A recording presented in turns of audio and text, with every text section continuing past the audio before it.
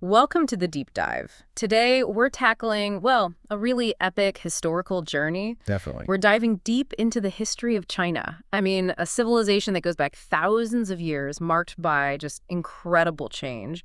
You've shared a ton of material with us, and our job really is to pull out the most vital, the most fascinating parts of this huge, complex story for you. It's a massive undertaking, China's history. Yeah. So the goal here is a clear, engaging overview. We want to hit the key periods, Well, major Give development. you a solid foundation, right? Yeah. Without getting completely bogged down in every single detail. Precisely. And the sources you've provided, they really do offer a great chronological path. Yeah, they touch on the big shifts, political, social, cultural, economic, all the things that shape China. Mm-hmm. Okay, so let's get into it. A history this long, this sprawling.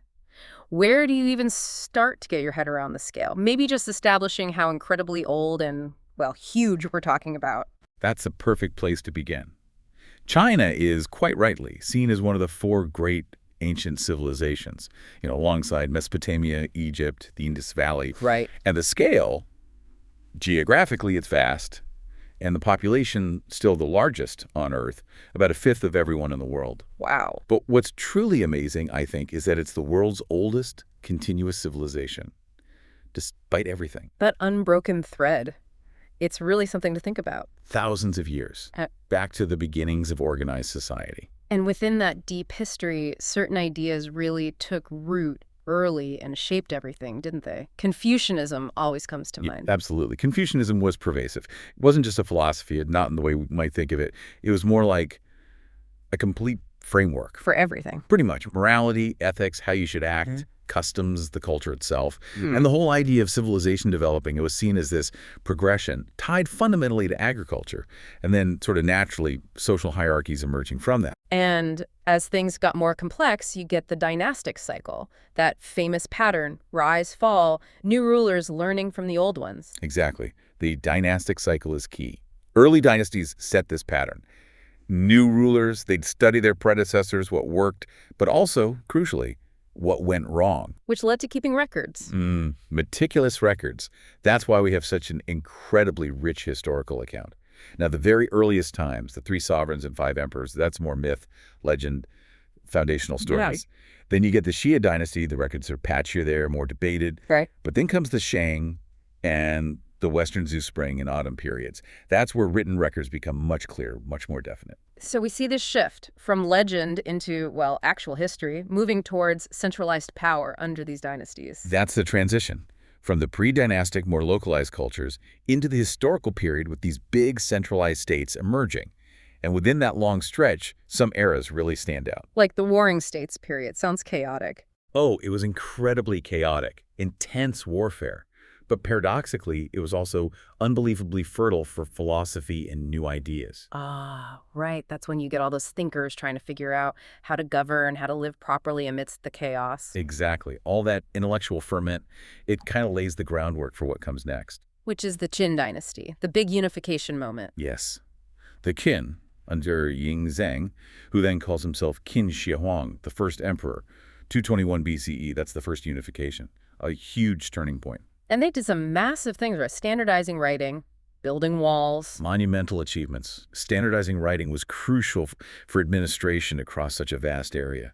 And yes, starting the work on what becomes the Great Wall, protecting the North, it fundamentally shaped everything that followed. And alongside all this political stuff, you get these incredible cultural achievements, landmarks. Absolutely. Things we still talk about today. The 4 great inventions. Gunpowder, paper, printing, the compass. Changed the world. Not just China. Then the massive structures, the Great Wall, the Forbidden City later on, the Terracotta Army. That terracotta army is just mind-blowing. Isn't it a snapshot of Qin power and belief? But it's not just things. You have rich literature, the 4 classic novels, figures like the 8 Immortals in folklore, the stunning landscapes like Huangshan, the Taihang Mountains. It's a whole picture. A really deep, continuous civilization. Okay, let's dig into those earliest dynasties a bit more. Xia, Shang, Zhou. The Xia, you said it's a bit mysterious. It is, yeah. Later records suggest it emerged late 3rd millennium BCE, Ordos region, lowest plateau, expanding along the Yellow River. Yeah.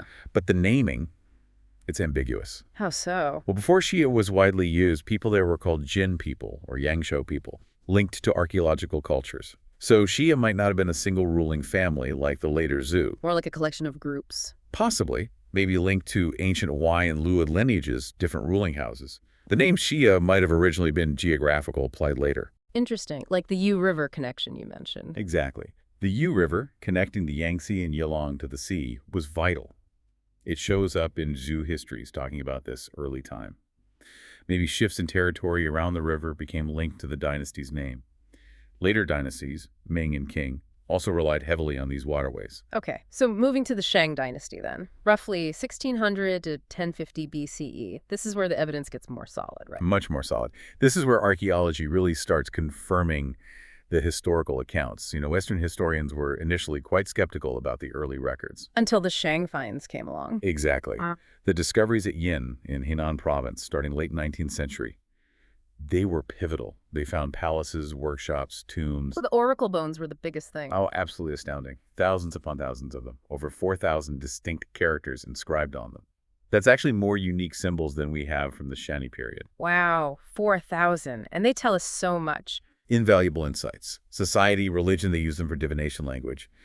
Yin is seen as the Shang center, and many see this as China's first truly historic period because of all this written evidence. And other artifacts, too. Jade, bronze. Stunning stuff.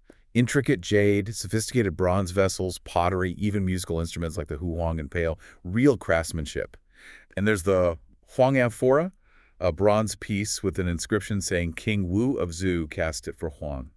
A direct link between Shang and Zhou. Okay, so that brings us to the Zhou dynasty. You mentioned studying them presents different challenges. It does. The Zhou, starting around the 1040s, 1030s BCE, left a huge mark, obviously, shaping later Chinese culture and politics. But studying their inscriptions, their epigraphy, especially on bronzes, it's proven more complex than the Shang oracle bones in some ways. Really? Why is that? Well, the conditions for what we clearly see as Zhou script didn't fully develop until later.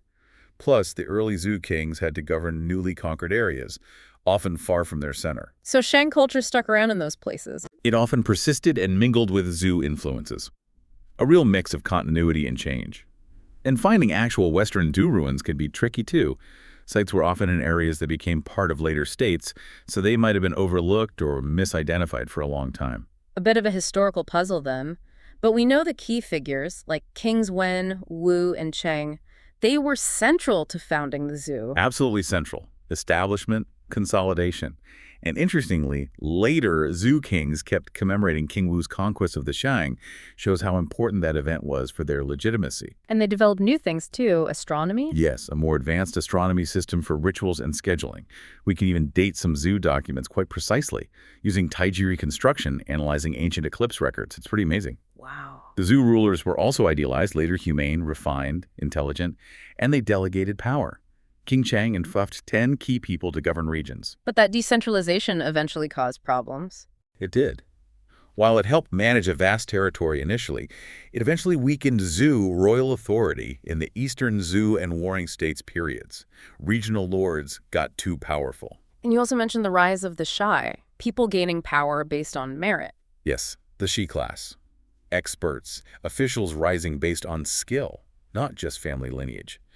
That also chipped away at the old family-based power structures. All this sets the stage for the next big era, fragmentation. Right, the era of fragmentation and reunification, kicking off with the Warring States period. Sounds like nonstop conflict. Pretty much. Intense, almost constant warfare between states. Ministers, governors within those states built up their own economic and military power. They became incredibly autonomous. Rules of succession weren't clear either. Often not, which gave powerful figures more room to maneuver and fight for control. But amidst all that chaos, there was this huge demand for ideas. How do we govern? How do we restore order? Leading to that explosion of philosophy we talked about. Exactly. Different schools of thought flourished. Philosophers, thinkers, trying to find solutions. And the Shek, those experts and advisors, they were in high demand. Rulers needed their advice on everything, statecraft, diplomacy, war. So incredibly dangerous, unstable, but also intellectually buzzing. And the Zhou monarchs during all this, their power just faded away. Completely. Largely symbolic by then. They didn't have the military control or the loyalty of the regional lords like the earlier Shang might have. Any attempts to revive their power were pretty ineffective. Just an illusion of authority. Basically. Even their own cities and armies became less important as the regional lords did their own thing. Alliances, laws, policies. The Zhou kings were sidelined. That power vacuum really paved the way for someone stronger to step in. And that was the Qin dynasty, the ones who finally unified China by force. Sounds like military might and maybe some clever strategy. Or ruthlessness. A combination. The Qin state, out in the west, grew powerful through mergers, aggressive campaigns against neighbors Baiyu, Chu, Han, Khitan tribes. They also had a really sophisticated intelligence network, gave them a big edge. Right. Their victory in 221 BCE, establishing that centralized administration. That's the start of China's imperial era, a system that lasted, in different forms, for over 2,000 years. And Yingzheng himself, Qin Shi Huang, he took a new title, didn't he? To signify this new era. He did. He deliberately chose Huangdi, emperor, to show the scale of his achievement. And his reign was all about consolidation, standardizing writing, hugely important. Yeah. Building those walls on the northern frontier, the beginnings of the Great Wall, expanding territory massively, 9 million square kilometers, over 20 million people. Huge. And cultural unification efforts, too. The terracotta army, the interconnected walls, the standardized road system, the Mai system, all designed to unify and control. Many of these administrative structures, economic ideas, technologies, they carried over into later dynasties like the Han, Sui, and Tang. But it all happened so fast. Was it too much, too soon? Did that contribute to how quickly the Qin fell? Arguably, yes. They overextended. Qin Shi Huang's designated heir died unexpectedly, possibly through court intrigue. Political infighting exploded. Right. Key officials were purged. Okay. They continued the harsh policies. Heavy taxes for big projects, forced labor, burning books, persecuting Confucian critics. It alienated people deeply. And then famines, fires. Exactly. Fueled massive discontent. Rebellions broke out. Leaders like Shang emerged. The whole thing collapsed very quickly, 206 BCE, just years after the first emperor's death. And out of that chaos rises the Han dynasty, often called a golden age, right? Known for stability, culture. It really is. The Han lasted over 400 years, 206 BCE to 220 CE, divided into Western Han in Chang'an and Eastern Han in Luoyang. It's seen as such a high point that later dynasties, like the Tang, look back to it. And people still identify as Han Chinese today. Many do, yes. Huaxia, or Hanren, shows the dynasty's deep, lasting impact, and it produced some remarkable figures.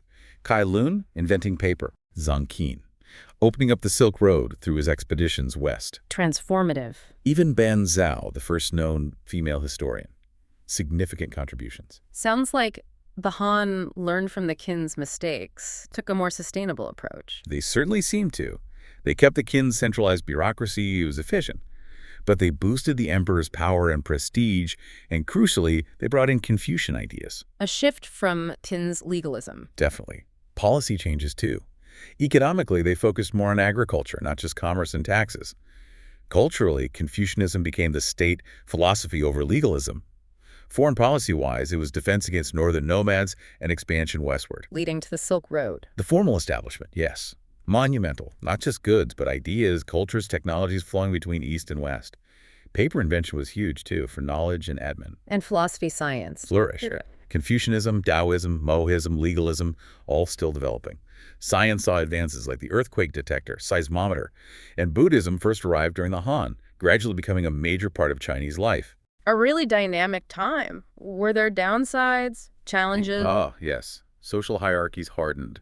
Discrimination against women was common, mostly confined to home, though some exceptional women gained influence. And attitudes towards disabilities. Interestingly, relatively tolerant for the era. Some were recognized for abilities, occasionally even got official roles, but rapid population growth caused problems too. How so? Led to social unrest.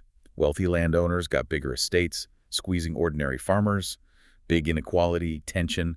This eventually boiled over into rebellions. Like the Yellow Turban Rebellion. Exactly. Towards the end of the Eastern Han, it massively weakened the government and helped lead to the empire breaking apart again. Which brings us to that famous, often romanticized, Three Kingdoms period. Lots of turmoil, warlords. Precisely. After the Han collapsed, the empire fractured. Three Kingdoms period, roughly 220-280 CE, though this split started earlier. Powerful warlords rose, Cao Cao, Sun Quan, Liu Bei. Fighting for supremacy. Constantly. The Han Emperor was just a figurehead by then. It was a long time of nonstop war as they tried to consolidate power and reunify China under themselves. But culture still developed. Surprisingly, yes, in some areas. New ideas about freedom, intellectual independence emerged, maybe reacting against Han rigidity. Society became more polarized. class-wise. And you see new, well-planned cities built outside the old capital, showing power shifts. And it left a huge cultural mark, like in that famous novel. Romance of the Three Kingdoms, absolutely. Still shapes how people see that era today. Enduringly popular. So after all that division, the Sui dynasty managed to pull things back together, but only briefly. Exactly. The Sui, 581-618 CE. A crucial but short reunification after nearly 3 centuries of fragmentation. Yang Jian, Emperor Wen, was a powerful minister who seized power. Through military campaigns. Yes, effective ones. Subdued rivals in the north, then pushed south, unifying a large chunk of the old Han territory. They did some major public works too, aimed at control and integration. Like the Grand Canal. The Grand Canal, yes. Huge for transport and communication. They also set up a more meritocratic civil service exam system. Important long-term stuff. But it didn't last long. Why did it fall so fast? They seem to be making progress. They did lay groundwork. But then, over-ambition. Emperor Yang, the second Sui ruler, launched these massive, disastrous military campaigns against Central Asia and repeatedly against Korea. Costly failures. Hugely costly, coupled with natural disasters, floods, droughts leading to famine, epidemics, heavy taxes, forced labor for these wars and projects. It fueled massive anger. Leading to rebellions. Widespread rebellions, coup. It spiraled out of control very quickly. The dynasty just couldn't sustain the pace of expansion, the huge projects, the failed wars. It collapsed. And then from the Sui's collapse, we get the Tang dynasty, often called another golden age, right? Power, prosperity, culture. Definitely. One source you shared mentions that even the later Song dynasty looked back at the Tang as perhaps the most prosperous and powerful nation in the world at its height. It was generally stable, well-governed. They solved a lot of the basic problems earlier dynasties struggled with. Military success, too. Significant military success, expanding influence into Central Asia, lots of effort on unification, but that recurring pattern. Internal struggles again. Yep. Court politics, powerful regional governors getting too strong, and eventually major uprisings like the Alushan Rebellion. Yeah. That really weakened the central government, and the country started fracturing again in its later stages. A complex landscape. Very. Lots of powers vying for dominance. But the Tang was also very cosmopolitan. Lots of interaction with foreign groups. Buddhism spread further. Islam was introduced through trade routes.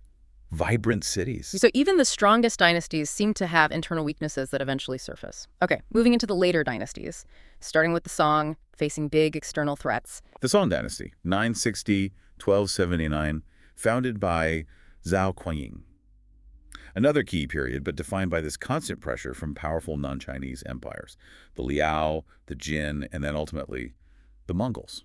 So not fully unified, always under threat. It was a troubled evolution. They put a lot of effort into reunification and stable rule within their borders, focused on military modernization, gained some territory, and crucially, they refined the systems for recruiting soldiers and officials. The exam system became more important. Much more. Greater emphasis on merit. This led to more state revenue, a more professional bureaucracy, some social mobility. It brought stability and growth, despite the constant military pressure. And then comes the Yuan dynasty. Mongol rule, Kublai Khan, a huge shift. A massive shift. Kublai Khan, Genghis Khan's grandson, really focused on China. He moved the capital to Beijing Dadu, he called it, a clear sign he intended to rule from China. Did he integrate Han Chinese into the government? He did, quite strategically. Incorporated many Han into the administration, though usually in lower ranks than Mongols or other non-Han officials. They kept some Mongol institutions, but largely adopted the existing administrative systems of North China to govern effectively. And it was a time of cultural exchange. Very much so. The Mongol Empire stretched across Eurasia, facilitating exchange. Politics, science, arts, diverse cultures flourished. Foreign ministers, traders were key. Dadu was a major cosmopolitan hub. And Chinese goods became known in Europe. Porcelain. Tea gained recognition. Even Chinese paper currency got some notice in the West.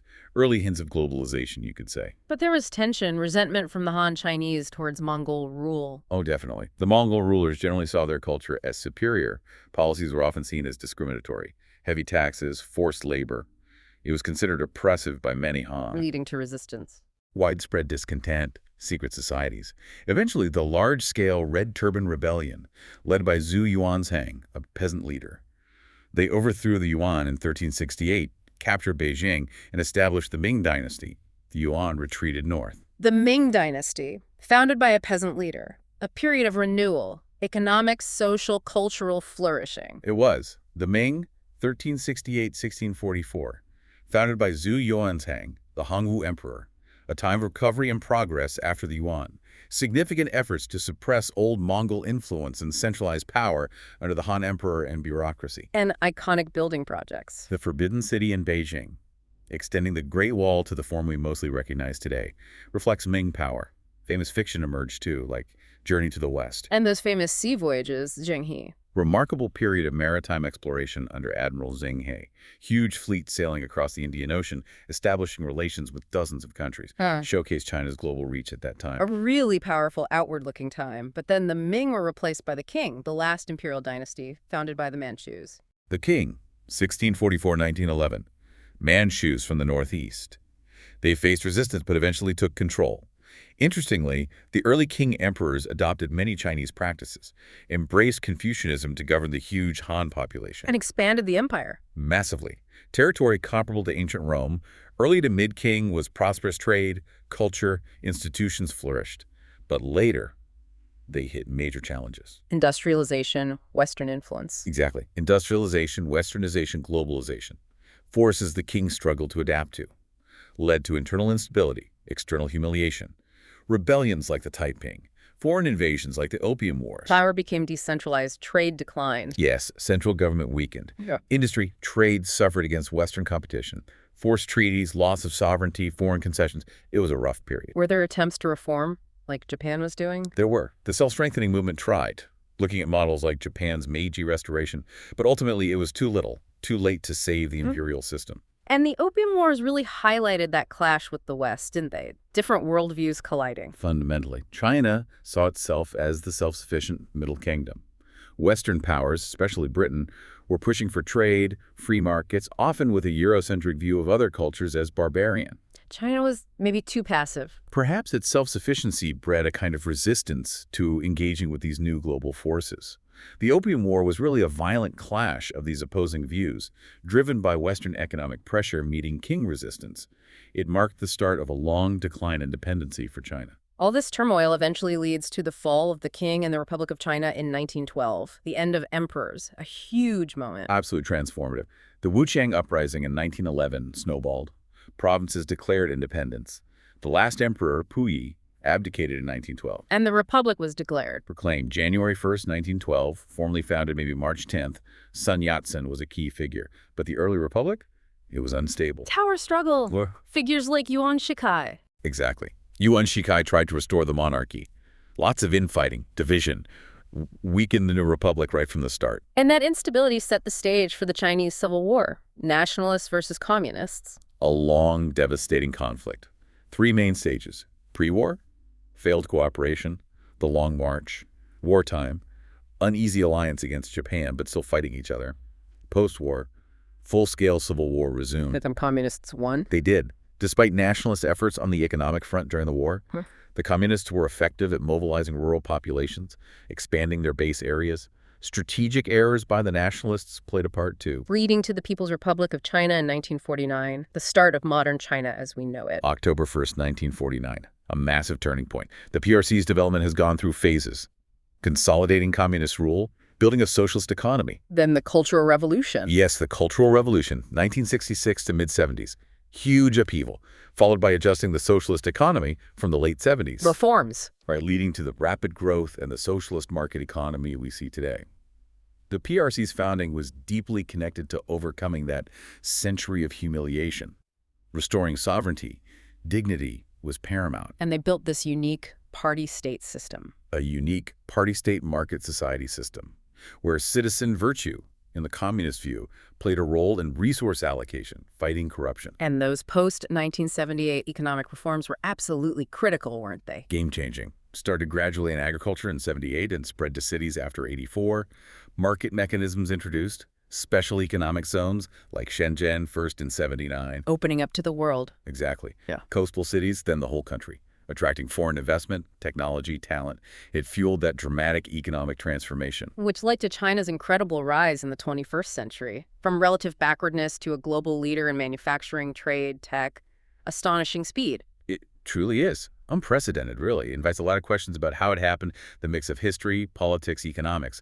That socialist market economy concept is key. But historical legacies played a part too, pre-1949 factors. Definitely.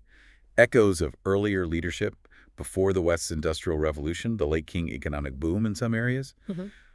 These things arguably still have some influence. We should also touch on the Cultural Revolution again. Such a complex, impactful period under Mao. Hugely impactful. Launched in '66, aimed at purging perceived bourgeois and traditional elements. Radically anti-traditional, especially anti-Confucian. Why anti-Confucian specifically? Mao saw Confucianism hierarchy, tradition, piety as blocking revolutionary change, led to suppressing scholarship, destroying artifacts, promoting Marxism-Maoism alone. But Confucianism has seen a revival since. A complex one, yes. After Maoism's influence faded, there's been renewed interest. Even the state sometimes uses Confucian ideas selectively now. How we interpret the Cultural Revolution is still debated. And then Tiananmen Square in 1989, another very significant, very sensitive moment. The protests in spring '89. Driven by many things: inflation, corruption, inequality, lack of jobs for graduates, calls for political reform, democracy. Started with mourning for Hu Yaobing. Yes, mourning for the reformist leader sparked wider protests. Students, citizens gathered in Tiananmen Square demanding change. Then came martial law and the military crackdown on June 3rd, 4th. A tragic end. Resulted in significant casualties, arrests. Remains a very sensitive topic in China today. Moving to more recent times, China's global influence has just exploded, hasn't it? Culturally, politically, not just economically. Undeniably. Yeah. Especially in Asia, Africa, parts of the Americas. Maybe less pronounced currently in Europe and the U.S. compared to those regions, but still significant. China's soft power, how its internal changes affect its global reach, it's all being analyzed. And global perception has shifted from enigma to concern. Yeah, much more scrutiny now. Economic competition, cyber issues, human rights, environment.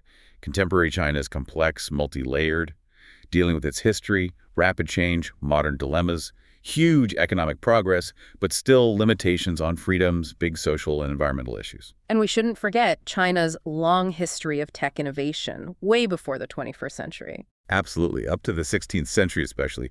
Incredible engineering, inventiveness, the spinning wheel, water power, water clocks, irrigation systems, construction techniques. World-changing stuff. Exactly. The scale and ingenuity were remarkable. Why they undertook some of these massive projects is still debated, but the technical skill is undeniable. Finally, though, those environmental challenges today are huge, a consequence of that rapid development. Very much so. Rapid industrialization, urbanization, globalization. They've created serious problems. Urban crowding, pollution, water scarcity, energy demands, toxic waste. A huge dilemma. Requires effective policies, focus on population, resources. But implementation is tough. That conflict between growth and environmental protection is a major ongoing challenge for China. Wow. What an incredible sweep through thousands of years. We've covered so much from the dawn of civilization to China's place in the world today. It really is a story of cycles, isn't it? Unity, division, innovation, challenges. This long, complex path to modernization. It really is. Yeah. Hopefully this deep dive has given you a good handle on this vast, fascinating history. What really stands out to you now, thinking back over it all? For me, maybe the early tech sophistication, or the long history of interacting with the world even before modern times, or just the sheer resilience. Resilience is a good word. That continuity despite everything. Yeah, despite dynasties falling, invasions, revolutions, there's this thread of cultural identity. Okay, here's a final thought for you, the listener, to chew on. Considering this incredibly long and complex history we've touched on, what do you think is the most significant factor that's really shaped China's unique path? And how might that deep past continue to influence its future actions, its role on the world stage? Definitely something to keep thinking about as you explore this vital and endlessly fascinating topic further.